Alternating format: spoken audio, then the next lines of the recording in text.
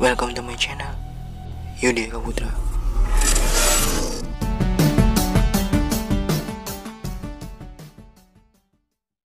Oke guys, sebelum masuk ke videonya, gue kasih disclaimer dulu nih, bahwa apa yang nanti gue sampaikan mungkin bukan semuanya itu fakta, karena gue juga dapat informasi ini dari internet gitu. Nah, di video kali ini gue bakal ngebahas seputar Perang Dunia Pertama. Nah, tapi nih guys, gue gak bakal ngebahas seputar garis besarnya gitu, namun gue bakal ngebahas kayak perang-perang atau pertempuran-pertempuran yang terjadi di Perang Dunia Pertama, namun jarang diketahui oleh orang-orang. Nah, Perang Dunia Pertama sendiri kan melibatkan dua blok. Yang pertama itu adalah blok sekutu, yang antara lain Inggris, Prancis, Rusia, Italia, Rumania, Jepang, dan Amerika, melawan blok sentral yang antara lain Jerman, Austria-Hungaria, dan Turki. Itu terjadi sekitar 28 Juli 1914 sampai 11 November 1918. Untuk awal mula Perang Dunia Pertama ini kayaknya nggak usah gue jelasin lagi ya, karena gue yakin sih sebagian besar dari kalian pasti udah tahu gitu secara garis besarnya, karena kan ya di internet, di sekolah juga udah diajarin gitu tentang Perang Dunia Pertama ini. Maka dari itu kita langsung aja bahas pertempuran-pertempuran yang ada di Perang Dunia Pertama namun jarang diketahui oleh publik. Apa aja itu? Simak video ini sampai selesai.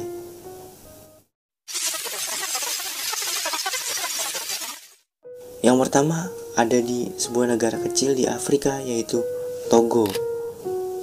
Oke nih guys, pasti kalian semua tahu nih bahwa Inggris melakukan serangan pertama pada Perang Dunia Pertama ini adalah ke front barat, ya kan? Nah, tapi nih guys, sebenarnya itu bukan. Sebenarnya Inggris bukan melakukan serangan pertamanya ke front barat, melainkan ke sebuah negara kecil yang berada di Afrika, yaitu Togo, atau zaman dulunya itu dikenal dengan sebutan Togoland. Itu terjadi pada 7 Agustus 1914. Nah, kenapa sih Togo ini malah diserang duluan oleh pasukan Inggris? Nah, karena pada saat itu tuh di Togoland ini nih ada koloni dari Jerman. Nah, maka dari itu Inggris memutuskan untuk melakukan serangan ke Togoland terlebih dahulu. Kemudian didorong oleh faktor lainnya, yaitu dari faktor perdagangan gitu. Nah, kalau Inggris nih langsung menyerang ke Eropa nih ya, otomatis sistem perdagangan dari Inggris akan ikut terganggu juga gitu. Makanya Inggris melakukan serangan ke Togoland ini. Oke nih guys, sebelumnya kalian lihat nih peta di samping ini. Nah, yang warna biru itu adalah persebaran dari koloni dari Prancis. Sementara yang warna pink adalah persebaran koloni-koloni dari Inggris.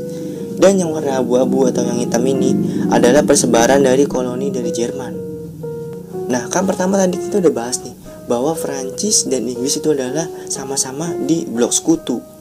Nah, kalian lihat persebarannya kayak gini. Nah, udah otomatis kan Inggris dan Prancis memutuskan untuk bergabung menghancurkan Togoland yang notabene itu adalah pasukan-pasukan dari Jerman ini sendiri. Nah, setelah itu barulah pecah perang di Togoland. Nah, Inggris sendiri mengirimkan pasukan sebanyak sekitar 600 tentara. Kemudian ditambah oleh tentara-tentara Prancis yang sekitar 500 tentara itu.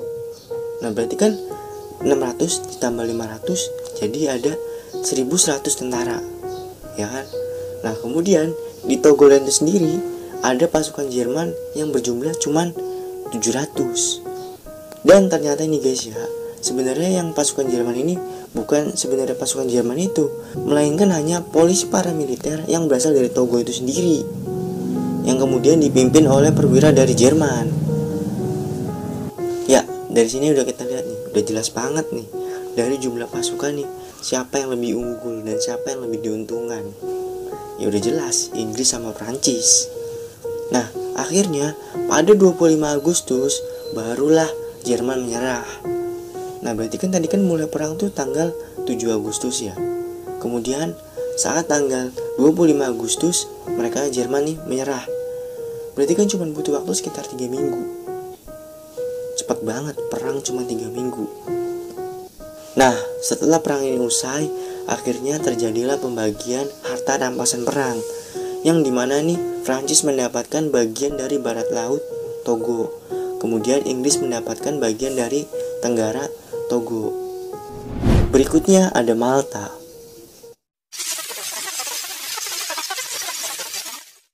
Dalam Perang Dunia Pertama itu sendiri, Malta ini mendapatkan julukan sebagai perawat Mediterania.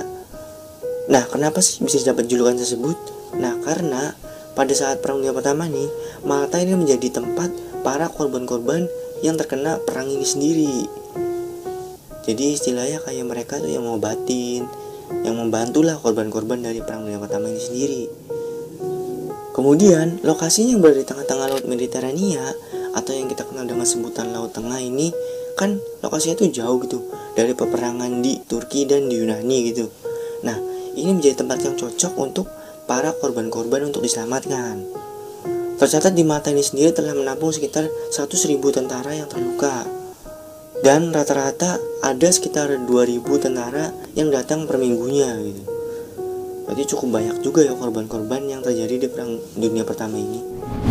Nah nih guys, di Malta ini sendiri ada sekitar 27 rumah sakit, 334 petugas medis, 913 perawat, dan ada sekitar 25.000 tempat tidur.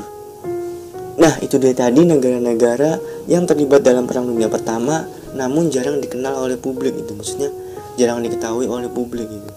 Nah gimana menurut kalian?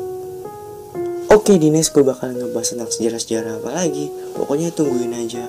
See you next video.